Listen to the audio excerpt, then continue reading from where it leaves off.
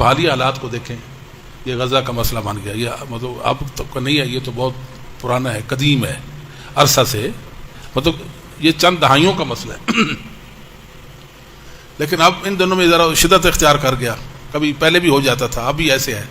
تو بہت سارے لوگوں کو ہم نے دیکھا اور سنا ہے جو کہتے ہیں کہ اب جہاد فرض ہو گیا۔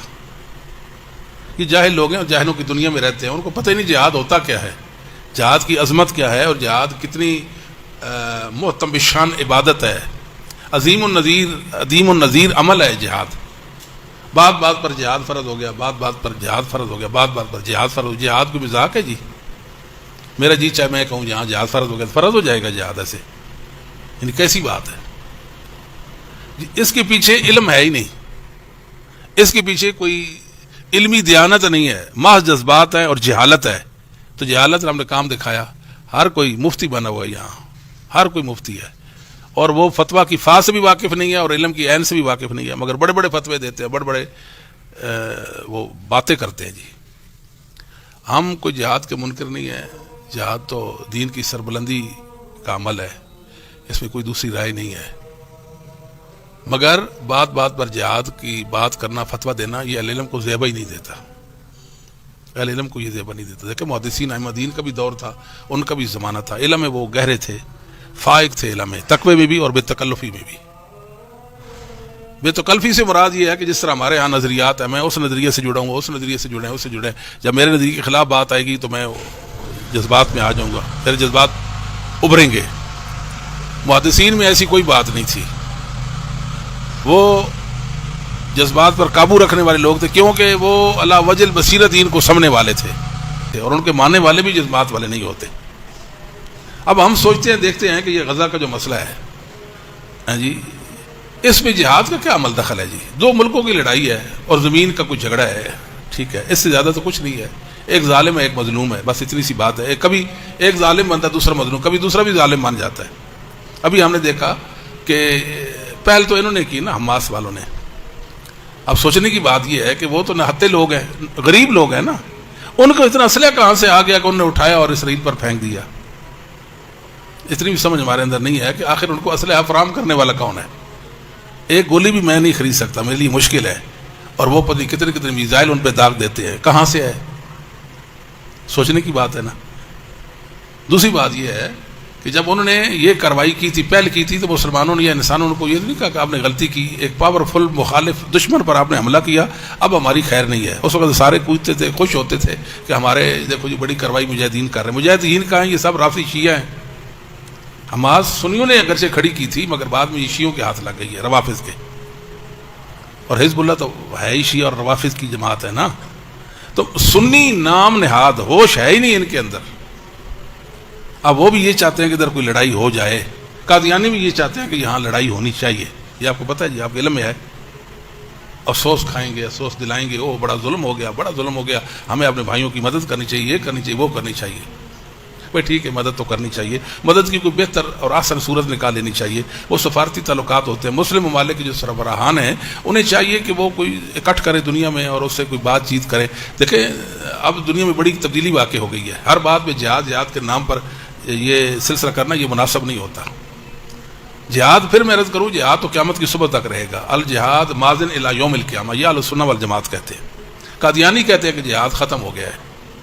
یہ بعض صوفی لوگ جو خانقاہی نظام سے جڑے ہوئے ہیں وہ یہ کہتے ہیں کہ جہاد نہیں ہے، ان کے نزدیک تو دین ہی کوئی نہیں ہے، تو جہاد تو دین کا حصہ ہے نا۔ بہرحال اہل سنت میں ایک توازن ہے اللہ کے فضل و کرم سے، وہ جہاد کو دین مانتے ہیں اور اس کی بقا کی بات کرتے ہیں، لیکن ضروری نہیں کہ ہر وقت، ہر لمحہ، ہر لحظہ، ہر گھڑی، ہر زمانہ، ہر دور، ہر سال، ہر صدی میں جہاد رہے گا، یہ نہیں ہے۔ جہاد سیف کی بات کر رہے ہیں نا، تو وہ جہاد کی بات کر کے انسانوں کو گرماتے ہیں، بھڑکاتے ہیں۔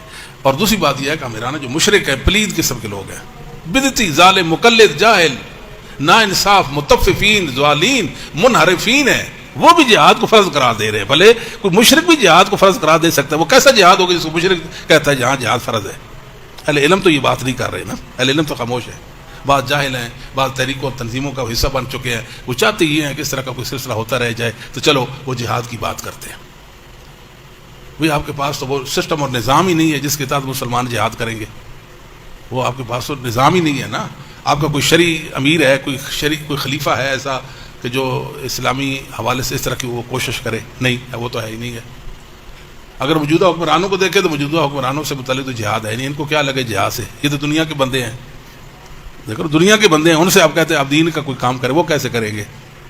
تو جہاد بات بات پر جہاد، بات پر جہاد، یہ کوئی نامناسب بات ہے ہمارے مطابق۔ یہ خواہ مخواہ ایک معاملے کو میں سمجھو خراب کرنا ہے، اور ان جو بیچارے مظلوم لوگ ہیں، بچے ہیں، عورتیں ہیں، بوڑھے ہیں، ہاں جی، ان کا نقصان کرنا ہے۔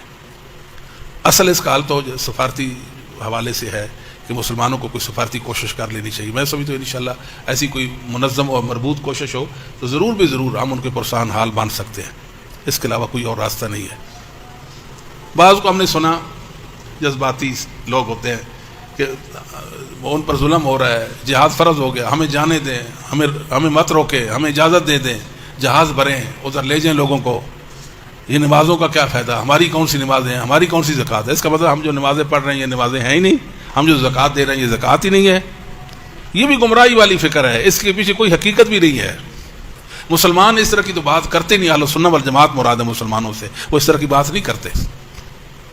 ایک بندے کو میں نے سنا، وہ کہہ رہا ہے کہ ہمیں اجازت دیں، میری جماعت کے 10,000 نوجوان وہاں مرنے کے لیے، جہاد کرنے کے لیے تیار ہیں۔ جاہل ہو، تمہیں عقل بھی نہیں ہے، تمہیں جماعت کے لیڈر اور قائد بننے کی سوچتے ہو اور اپنے تئیں یہ خیال کرتے ہو کہ ہم ایک بڑی جماعت کے قائد ہیں۔ قائد ایسے ہوتے ہیں جس طرح تم ہو، یعنی علم نام کی کوئی چیز نہیں ہے۔ مسلک اہل حدیث مطلب ظاہری طور پہ مسلک ہے، داڑھی رکھ لو، سینے پہ ہاتھ مان لو، شلوار ٹنگوں پر، بندہ اہل حدیث تو نہیں بن جاتا۔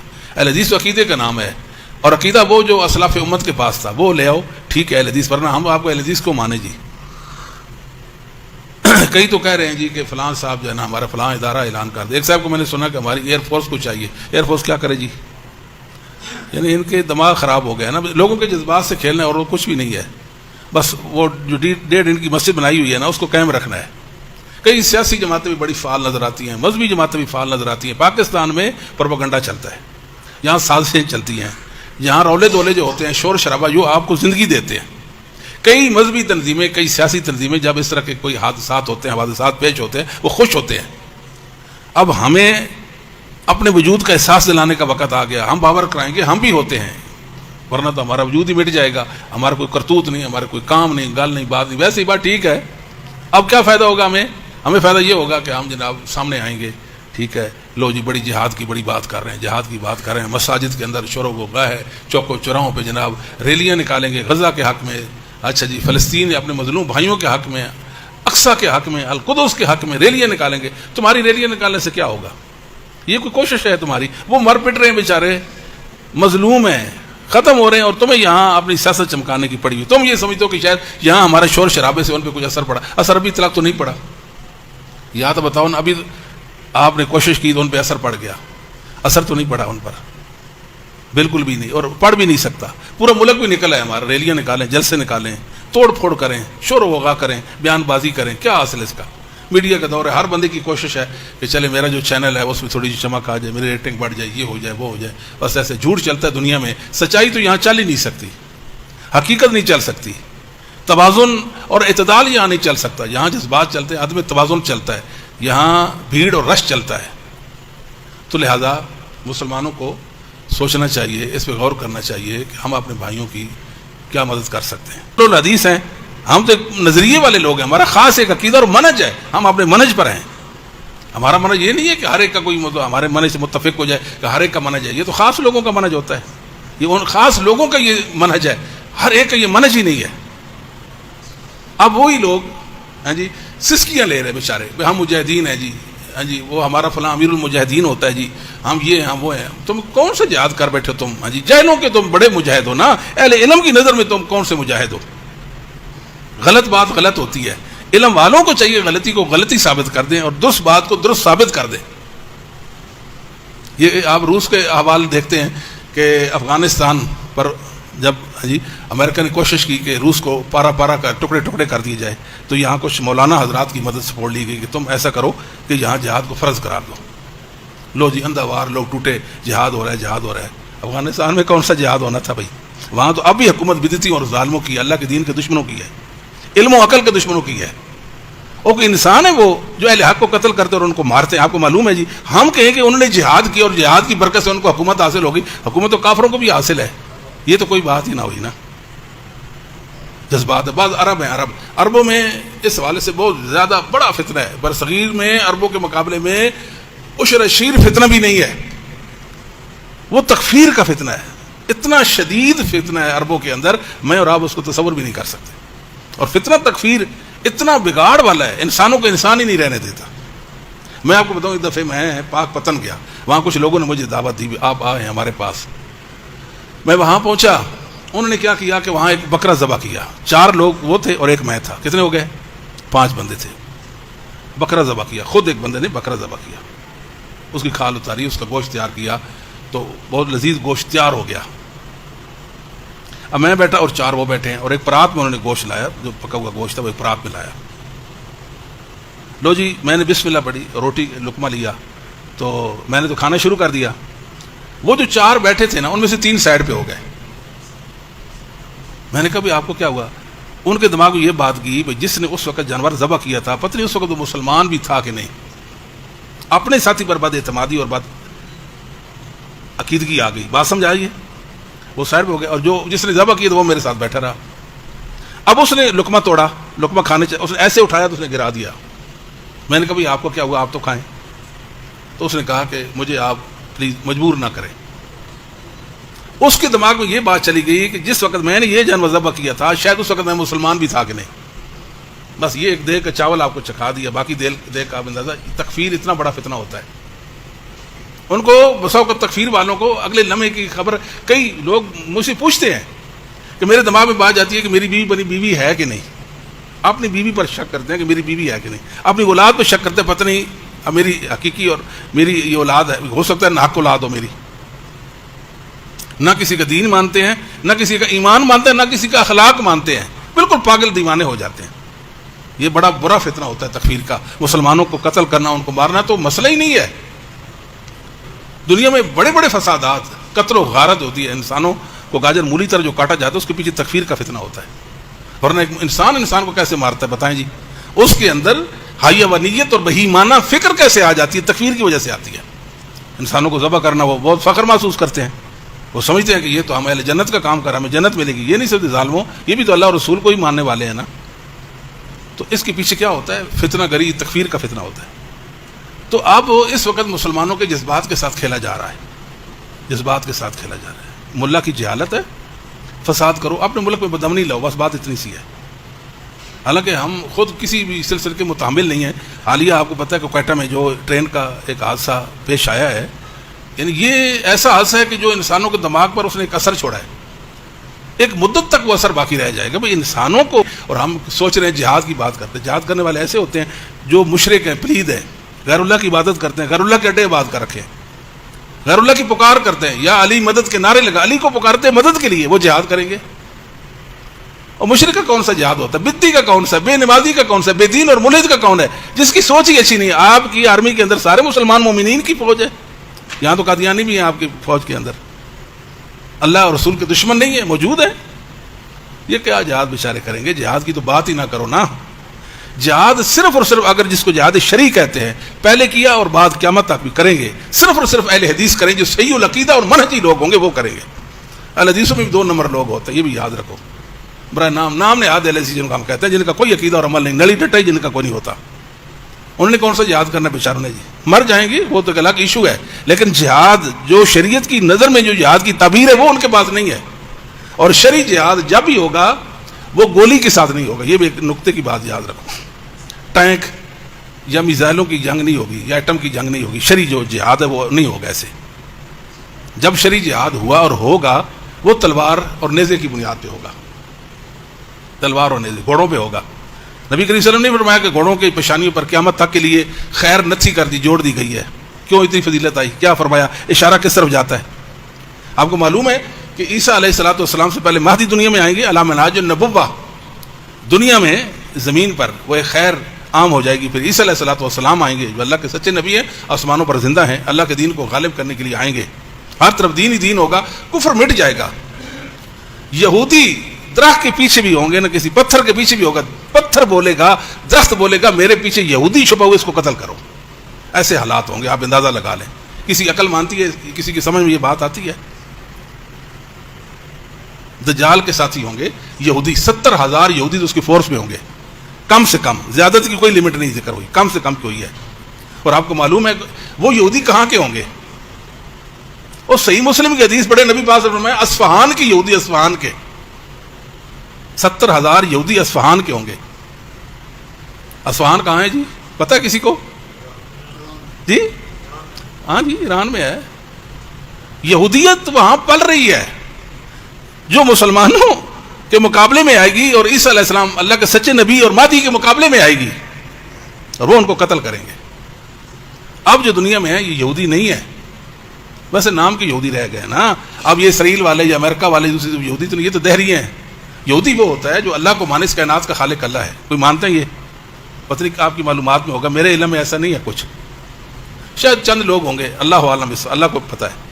لیکن ویسے عالم کفر کے اندر دہریت ہے، دہری ہے، اس کائنات کو خالق نہیں مانتے. بلکہ بعض کفار یہود و نصارہ ایسے بھی ہیں جو اللہ رب العالمین کو گالیاں بھی دیتے ہیں، کہتے ہیں کدھر ہے تمہارا اللہ، کدھر ہے رب تمہارا، کدھر ہے؟ ہم تو خود کماتے اور کھاتے ہیں، ہمیں 2 روٹیاں دے نا. کیوں نہیں دیتا؟ کافر ایسی باتیں کرتے ہیں. جو مسلمان ہیں ان ممالک میں کام کرتے ہیں، وہ بتاتے ہیں ہمیں ایسا ہوتا ہے جی، بالفعل ہوتا ہے. یہ کوئی جہاد شاد والا چکر نہیں ہے. یہ صرف یہودی ادھر اصفہان میں پل رہے ہیں، ہمیں خبر نہیں ہے. وہ حقیقی یہودی ہیں جو وہاں لڑائی چاہتے ہیں، جنگ چاہتے ہیں، خرابی چاہتے ہیں. اور ان کا ٹارگٹ میں آپ کو بتا دوں، مسلمانوں کا صرف اور صرف مکہ اور مدینہ، اور کوئی نہیں ہے. ذرا سی کوئی گولی بھی چل گئی نا کسی ملک کی طرف سے، دیکھ ایسی جنگ چڑی سیدھا اس پہ نشانہ جانا سعودی عربیہ بنے گا. ان کا تو ٹارگٹ یہ ہے کہ ہم نے کعبۃ اللہ پر اس پر قبضہ کرنا ہے. یہ تو ایک بہانہ ہے. اسرائیل کو کیا لگے فلسطینیوں کو دوسروں سے بیچاروں سے کیا لگے؟ انہوں نے یمن کو پاورفل کیا، یمن بھی آپ کئی طاقت اس نے حاصل کر لیا، وہاں اسی آ گئے. آئے دن کوئی نہ کوئی شرارت کرتے رہتے ہیں، کیونکہ سعودیہ کے قریب وہاں میزائل بھی پھینکتے رہتے ہیں. یہ مسلمانوں کو، مسلم امت کو تباہ کرنے کی ایک سازش ہے.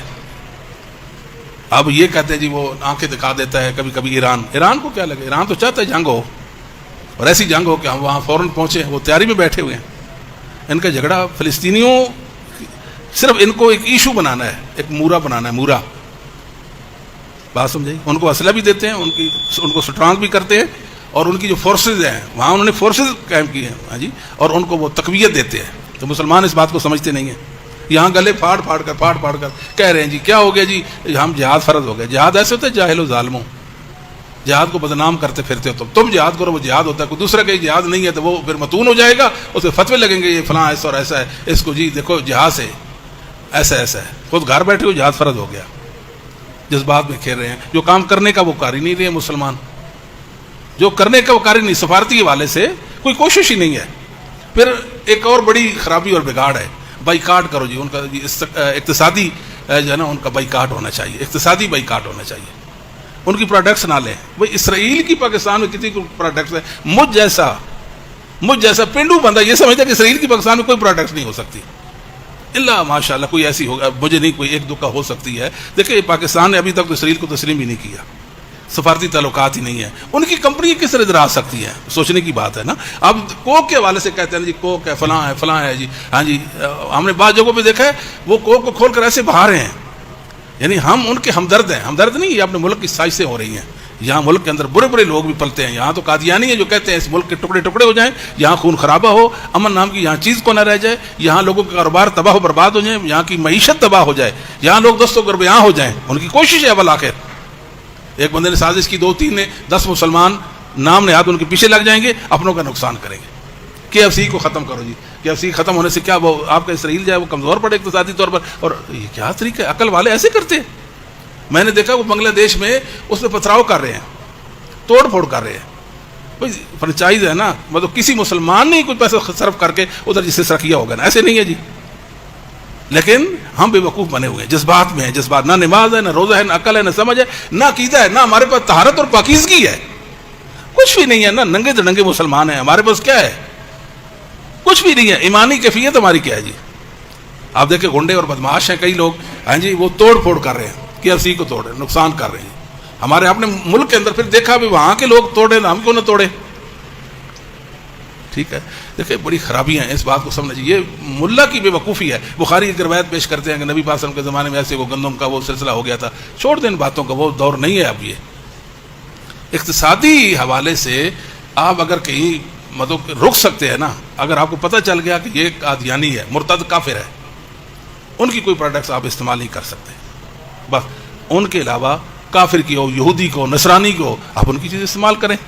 اس میں مسئلہ کیا ہے جی؟ سوچنے کی بات ہے. نبی کریم صلی اللہ علیہ وسلم فوت ہوئی, دنیا سے گئے, تو آپ نے ایک درم وہ آپ ذرا ایک ریل رکھی ہوئی تھی یہودی کے, وہاں سے آپ نے کچھ گندم لی اس سے. یہ تو کوئی مسئلہ ہی نہیں ہے کہ ہم ان کو جو فائدہ نہیں پہنچانا. وہ ہمارے محتاج ہیں. آپ کو پتا ہے کہ یہ جو کوک والے ہیں, حالانکہ یہ امریکہ کا بندہ ہے, اسرائیل کا نہیں ہے. جب ان کا آڈٹ ہوتا ہے تو اس وقت مطلب یہ دیکھا ہی نہیں جاتا پاکستان میں کتنی کوک بھی. پاکستان میں تو کسی مطلب قطار میں آتی نہیں پاکستان. ایسے 10 نہیں 100 پاکستان میں مل جائے نا, ان کی اس کمپنی کو ذرا بھی نقصان نہیں ہے. جھوٹ ہے, بیٹھتے ہیں جی ان کو اربوں کا نقصان ہو گیا جی, ان کا اتنے ارب کا نقصان ہو گیا. کہاں سے نقصان ہو گیا؟ نہ ہونے کے برابر. کتنی پاکستان میں کوک پی جاتی ہے, لیکن نقصان اپنا ہم کر رہے ہیں.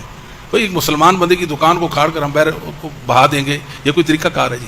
یہ فلاں اچھا مزے والی بات کیا ہے, میں آپ کو بتاؤں حیران کون بات ہے. ہالینڈ میں واقع ہوا, وہی چیزوں کی فہرست یہ ہالینڈ کی پروڈکٹس ہیں جی, ان کی مصنوعات ہیں, ان سے بائیکاٹ کرو. ڈنمارک کے ساتھ ہوگا وہی پروڈکٹ ساری کی ساری, یہ ان کی ہے, ان کا. سوچنے کی بات یہ ہے, جب وہ یہ فرانس میں ہوا تھا, مسئلہ بنا تھا, تو پھر بھی یہی پروڈکٹس آ گئے. یعنی سوچیں اب تک مسلمان یہ فیصلہ کرنے سے قاصر رہ گئے, یہ فلاں ملک کی مصنوعات میں سے یہ فلاں, بس ایک فہرست دے دیتے ہیں. میں نے کتنوں کو کہا, میں نے کہا بڑے پڑھے لکھے ہو تم, مجھے بتاؤ کہ یہ فلاں ملک کی ہے, ثابت کر دو. نہیں جی ہے, کدھر سے؟ وہ نیٹ کا کوئی لے آئیں گے, نیٹ سے نکال کر. میں نے کہا یہ تو سب جھوٹ پڑا ہوا ہے, آپ جھوٹ ہمیں دکھاتے ہیں, کوئی سچائی دکھائیں نا. ہم ایسی بات میں کسی کی بات پہ آنے والے لوگ تھوڑے ہیں جی. میں ایک دفعہ ادھر دمام میں تھا, تو ایک مذہبی تنظیم کے حوالے سے ایک ساتھی مجھ سے بات کرتا تھا, مجھے قائل کرنے کی کوشش کرتا تھا. میں نے کہا بھی دیکھو آپ کوشش تو کر رہے ہیں, چلو آپ کو کوشش کرنی چاہیے, نہیں یہ میں بات نہیں کرتا. مجھے یہ بتاؤ آپ نے احد پہاڑ دیکھا ہے؟ اس نے کہا جی میں نے بالکل دیکھا ہوا ہے. کتنا ہے؟ اس نے بتایا کوئی 7.5 کلومیٹر ہے. میں اس پہاڑ کو اب ہلا سکتے ہیں؟ اس کا وہ تو نہیں ہل سکتا. میں کہا پھر مجھ سے آج کے بعد بات نہ کریں, پہلے یہ سوچیں کہ آپ اس پہاڑ کو ہلا سکتے پھر مجھ سے بات کریں. میں اس سے بھی زیادہ مضبوط اور گہرا اور مستحکم ہوں جی.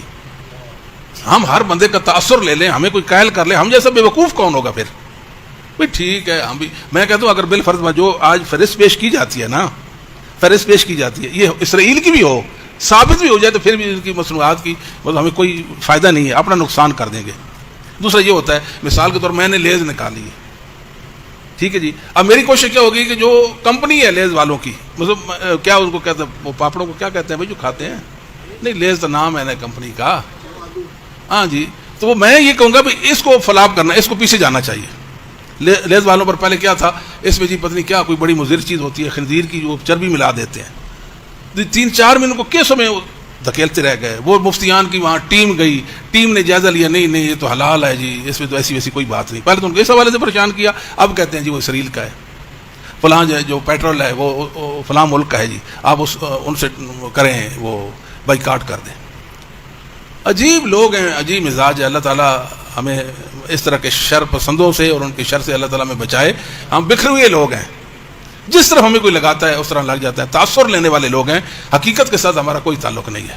بھائی آپ ان کی مصنوعات بھی استعمال کر لیں, کچھ حرج نہیں ہے. یا تو پھر آپ مکمل طور پہ ملکی سطح پہ نا جو ادھر سے آتا ہے وہ آپ قبول ہی نہ کریں, نہ ادھر جانے دیں, پھر دیکھیں گے نا آپ کتنے پانی میں ہیں. کیا خیال ہے جی؟